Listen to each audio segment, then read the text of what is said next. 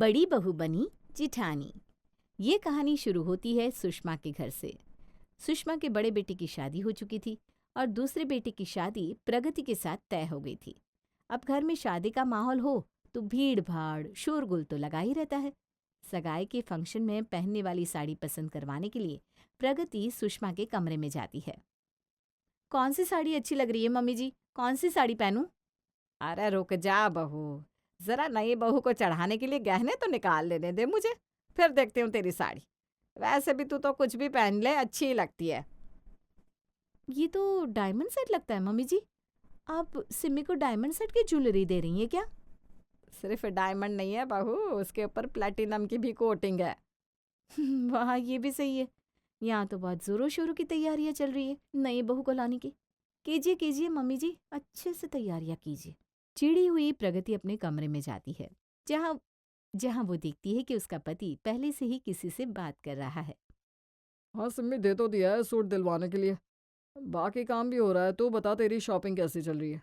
मेरा क्या है, मुझे कौन देख रहा है शादी में? सब तो तुझे ही देखने आएंगे। भाभी क्या पहन रही है भैया? ये ले, तूने नाम लिया और आ गई तेरी भाभी। ला खुद ही बात कर ले इससे। इसकी तो जोर शोर से तैयारियां चल रही है। और बताओ सिम्मी, लहंगा पसंद कर लिया तुमने? वो क्या है ना, मैंने खुद ही मम्मी जी से कहा है कि लहंगा देना ही है तो सिम्मी को खुद ही पसंद करने के लिए कह दीजिए। अपनी पसंद का सामान लेगी तो खुशी से पहनेगी। अब मान लो हमने कुछ ले लिया और तुम्हें पसंद नहीं आया तो? इतने झंझट से अच्छा है कि तुम खुद ही अपना सामान ले लो। हमें तो पैसे देने ही हैं, जो हम दे देंगे, है कि नहीं? थैंक यू भाभी। वैसे अभी तो मैंने लहंगा नहीं लिया। शाम में प्रेम आने वाला है, उसके साथ मैं दिल्ली जा रही हूँ। वहीं चांदनी चौक से शॉपिंग करूंगी। अपनी होने वाली देवरानी से प्यारी प्यारी बातें कर प्रगति फोन रख देती है और फिर अपने पति से कहती है, याद है मुझे, जब रोके के बाद हम दोनों डेट पर चले गए थे, कितना हंगामा हुआ था घर पर कि रोके के बाद अगर अभी मिल रहा है तो ये लोग शादी तक कहीं कुछ ऐसा ना कर बैठे कि समाज में हमारी थू हो जाए। 100 बार मम्मी जी से माफी मांगी थी मैंने। उसके बाद मेरा फोन तक छीन लिया गया था, जैसे कि मैंने कोई अपने एक्स बॉयफ्रेंड से बात कर ली हो। और यहाँ देखो, सगाई भी नहीं हुई है और दोनों शहर से बाहर जा रहे हैं, वो भी शॉपिंग के लिए। आप मम्मी जी इनके साथ जाने की जिद क्यों नहीं कर रही? अरे भाई, दोनों के बीच ऐसा कहीं कुछ ना हो जाए जिससे हमारी बदनामी हो जाए। ऊपर से डायमंड सेट चढ़ रहा है देवरानी जी को, और मुझे क्या चढ़ाया गया था? Half set. अरे भाई, दुल्हन को हाफ सेट कौन चढ़ाता है? और सारी कंगाली तो मेरी शादी के वक्त ही थी ना मम्मी जी को। अरे मेरी मेट्रो एक्सप्रेस, क्यों भागे जा रही हो? मैंने दिला तो दिए थे गहने जो तुमने मांगे थे। अब बेचारी सिम्मी की किस्मत में जो है, जाने दो उसके पास।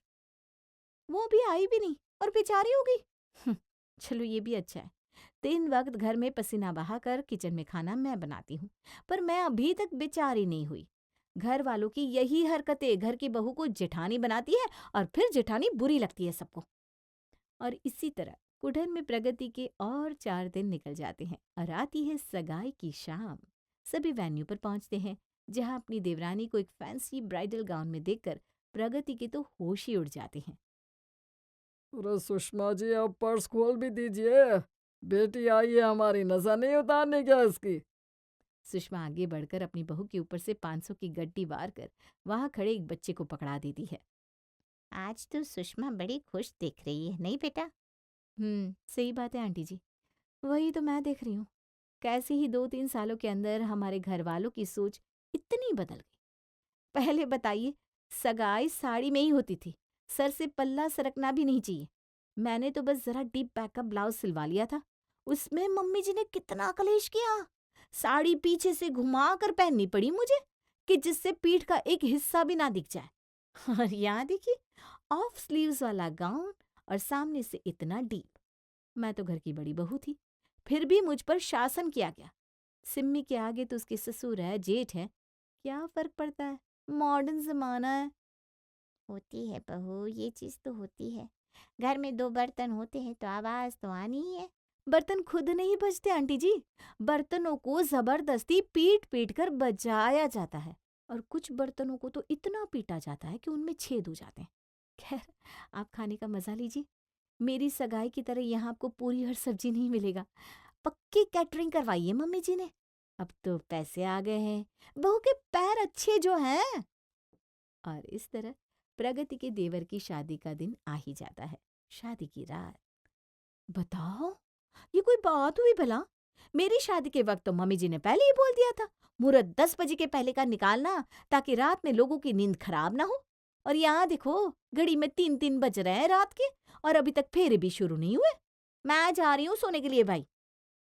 हाँ बेटा, तू क्यों अपनी देवरानी के चक्कर में अपनी नींद खराब करेगी? तू जाकर सो जा। देख, नींद पूरी ना होने की वजह से कैसे तेरी आंखों के नीचे डार्क सर्कल्स आ गए। रुकने का मन तो मेरा भी नहीं है, पर अगर मैं चली गई तो बात दूसरी हो जाएगी। मुझे तो नियम देखना पड़ेगा। कोई कुछ पूछेगा तो मैं कह दूंगी तू बाथरूम गई है। प्रगति को सोए हुए आधा घंटा भी नहीं होता कि उसे विनोद की आवाज सुनाई देती है। विनोद हिला हिला के प्रगति को जगाने की कोशिश कर रहा था। भागो, भागो, भूकंप आया, भूकंप आएगा, शादी नहीं हो पाएगी मम्मी जी, भाग चलिए, सिमी को यहीं छोड़ दीजिए, मंडप उसी पर गिर जाएगा, हम चलते हैं। हे बेशर्म औरत, नींद में भी ऐसी ऐसी कैसी बातें बड़बड़ा रही है। उठ जाओ प्रगति, उठ भी जाओ। अब तुम इस घर की सिर्फ बहू नहीं, बड़ी बहू बन चुकी हो। अच्छा लगता है क्या? बाहर सब वहां फेरे पर बैठे हुए हैं और तुम यहाँ घोड़ी बेचकर सो रही हो। बीच में अगर सिम्मी को तुम्हारी जरूरत पड़ी, और शादी के बाद वाली रस्में भी तो तुम्हें करवानी है ना। चलो बाहर आओ, तब तक मैं सो लेता हूँ। और प्रगति को नींद से जगाकर विनोद आराम से सो जाता है। आधी नींद में उबासी लेती हुई प्रगति किसी तरह फेरे खत्म होने तक खुद को जगाए रखती है। शादी संपन्न होते ही फौरन सभी गाड़ी में बैठकर घर को रवाना हो जाते हैं। घर पहुंचते ही प्रगति ना आओ देखती है ना ताओ, और सीधा सोफे पर जाकर सो जाती है।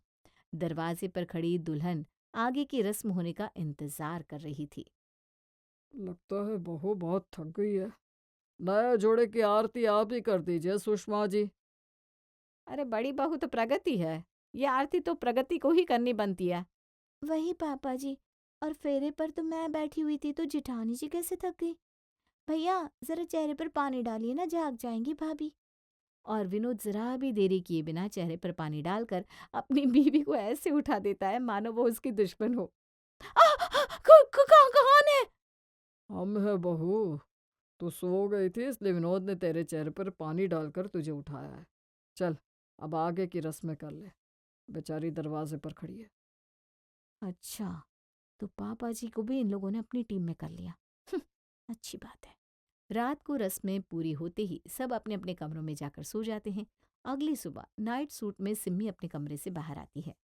अरे सिम्मी, तुम नाइट ड्रेस में बाहर आ गई? मम्मी जी ने देख लिया तो बेकार में उनका मूड खराब हो जाएगा। जा, जल्दी जाकर बदल ले।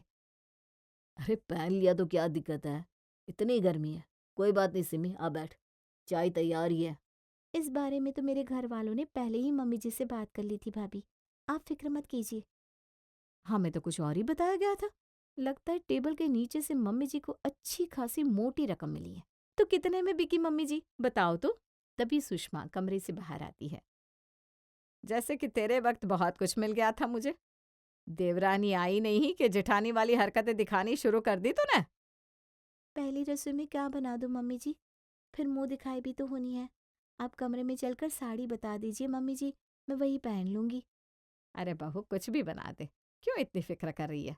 प्रगति तो है ही, तू बस हाथ लगा देना और क्या। और जहां तक रही साड़ी की बात, तो तू चल मेरे कमरे में।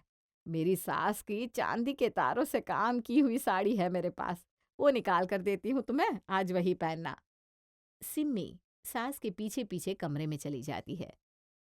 पर इस घर में बहुत कुछ बदल रहा था। जिस घर में समय पर खाना बनना, खाना खाना, सही कपड़े पहनना घर का एक नियम था, वो सिम्मी के आते ही ऐसे बदल गया था मानो किसी ने मंत्र रोक दिया हो। प्रगति को ये सारी बातें खटक रही थी क्योंकि वो खुद को अकेला महसूस कर रही थी। एक सुबह जब सुषमा विमला से बातें कर रही थी, उस वक्त उसकी बहू सिम्मी के मायके से लीची की पेटियां आती हैं। नमस्ते आंटी जी, हम बिहार से आए हैं। सिम्मी दीदी के घर वालों ने ये लीची की पेटी आप लोगों के लिए भिजवाई है।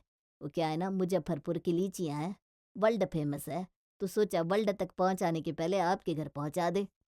अरे वाह बेटा वाह, आम का स्वाद तो हम सब ने ले लिया था, पर लिच्ची है यहाँ दिखती कहाँ है। एक पेटी यहाँ छोड़ दे, बाकी सारी पेटियां मेरे कमरे में पहुंचा दे। जा बेटा। बहुत अच्छे। अब जो थोड़ी बहुत कसर बाकी थी वो ये लीची पूरी कर देगी। अरे बहू, जरा प्लेट में लिच्चियाँ लेकर आना, आंटी भी तो चखे मेरी छोटी बहू के मायके से आई हुई लीची। क्या बताऊं विमला, जब से ये बच्ची आई है ना, घर का माहौल ही बदल गया है। लगता ही नहीं कि बहू आई है, लगता है बेटी आई है बेटी। ये हंसी मजाक खुशनुमा माहौल, मुझे देख मैंने नाइटी पहनना शुरू कर दिया है। सिम्मी ने कल मुझे सूट पहनाया था और बाजार ले गई थी।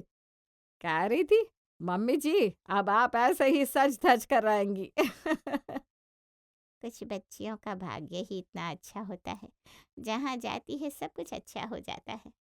ये सब सुनकर प्रगति कमरे में आती है और अपने पति से कहती है, और भैया बताओ रात के खाने में क्या बनवाए भाभी से?